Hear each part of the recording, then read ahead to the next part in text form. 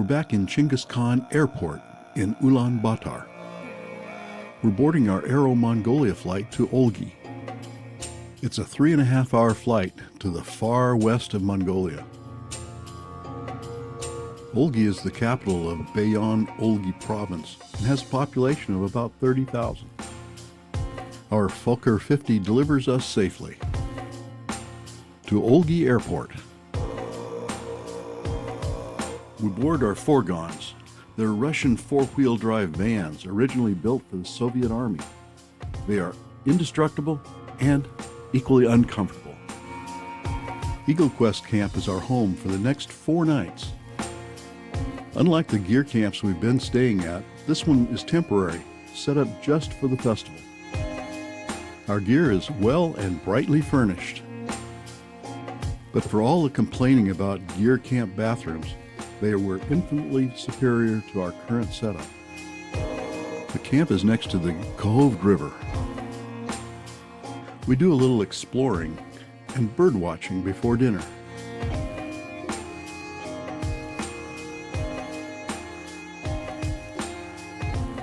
After breakfast, we load up the fourgons to go and explore the area around Ölgii. Ölgii is in the middle of the Altai Mountains and is the highest province of Mongolia. It is also unique as the only Muslim and Kazakh majority province. It doesn't take long to leave the city. There are snow-covered mountains all around us. We meet a man and his daughter, both eagle hunters, headed to the festival, and they graciously pose for us.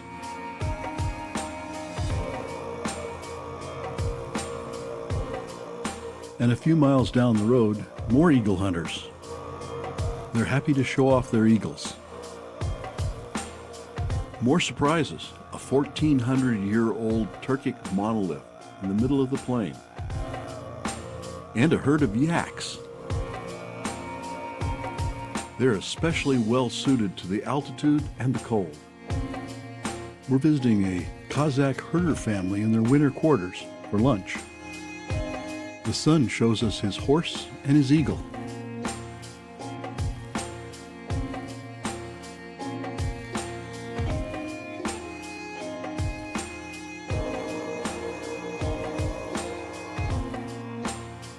Inside, we admire the Golden Eagle Festival medals that the husband has won.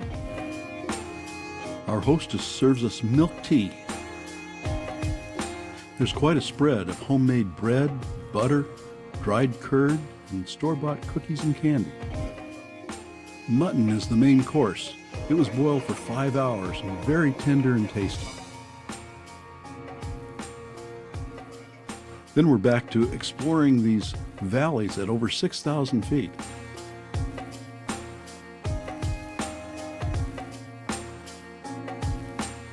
We stopped to watch some yaks being rounded up. Through a mountain pass and down into a valley is a beautiful lake. There are whooper swans, cormorants, and ducks on the lake. And the beautiful mountains with the season's first snow. We run into 2 young eagle hunters as we head back to camp. We're up early today. This is the first day of the Eagle Festival. Gerald has arranged for his friend Mr. Delikan and his family to stop at the camp and let us get a close look at the eagles.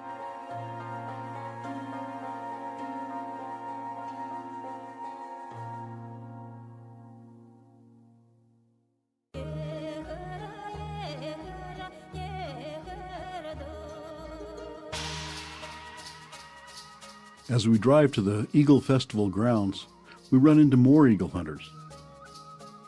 While the eagle hunters wait to check in with the judges, they make great portraits.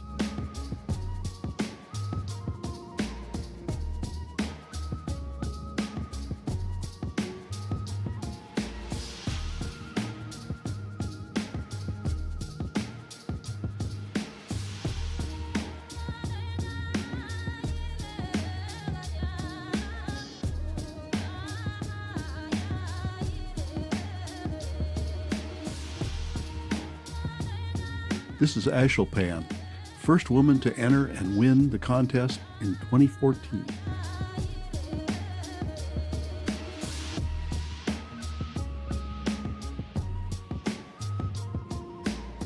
By the opening ceremony, there are over 100 contestants.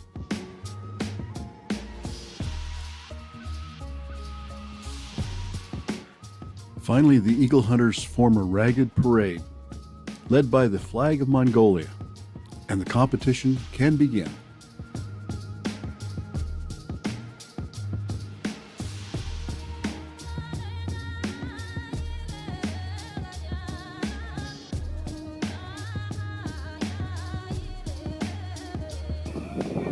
In the first competition, the eagle hunter calls their eagle to their arm.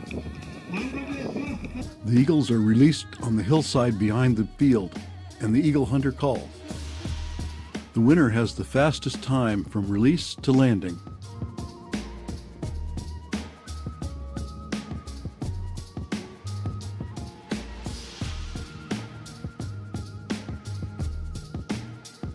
Meanwhile, there's quite a bazaar set up with Kazakh arts and crafts and clothing, and furry hats. There's also a traditional archery contest. It involves some blunted arrows and leather balls. In the evening, Mr. Delacan brings Ashelpan and her mother to join us for dinner. On the second day, the field has shrunk to 40 contestants. The competition today is to attract the eagle to a lure towed behind the horse. The same scoring applies. Least time from release to landing on the lure, and the furthest distance from the release gets the most points.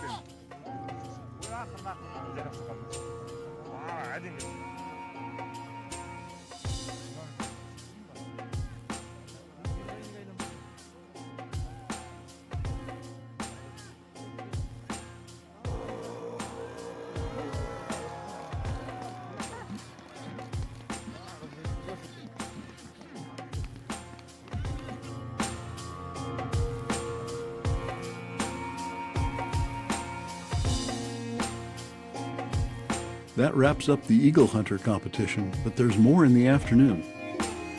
The first is a crowd pleaser called Kyz Kuar. Without an explanation, it seems more than strange. In the initial parade, we see that couples are involved, and some of the women are wearing traditional wedding gowns.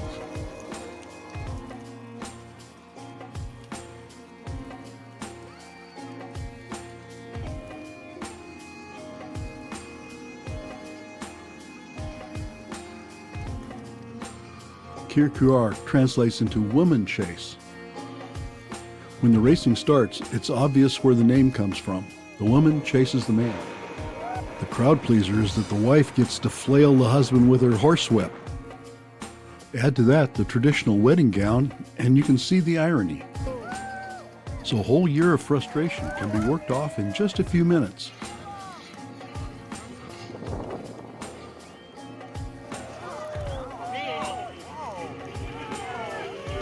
Kokpar is a traditional Central Asian game that was spread by Genghis Khan's conquering army. The game starts with a sheep, goat, or calf carcass, depending on where the game's played. Two teams of mounted men seek to control the sheep and carry the carcass to the end of the field or a goal area. Today we have a less violent version. Two teams compete, but only 2 men at a time. The match starts as two riders try to pick up the sheep from the ground. The successful rider has an advantage. He can get a better grip. He then offers a leg to his opponent, and the tug of war begins. When a contestant loses his grip on the carcass, he loses the match.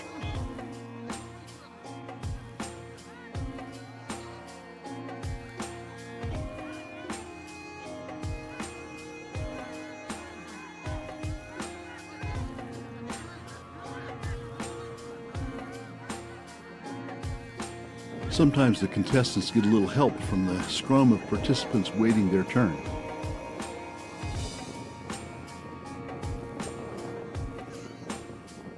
These crazy tug-of-wars continue for the rest of the afternoon. I don't know how winner is determined or if it really matters. Every night at the Golden Eagle Camp, we've been treated to great entertainment. Tonight, it's the family Hugershin playing traditional Kazakh folk tunes.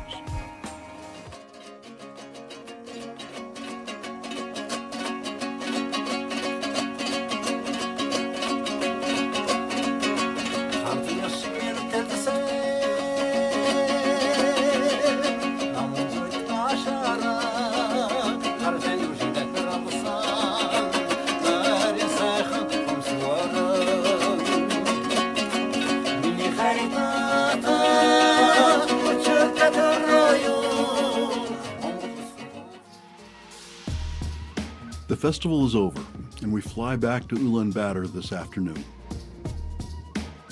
This morning we have some time to explore the area around the camp. This is a pretty spot in a country with so many striking landscapes.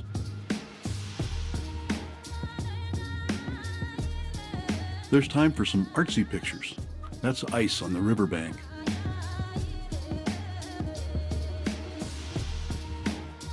We run into some eagle hunters headed home. As usual, they stop to give us a few pictures.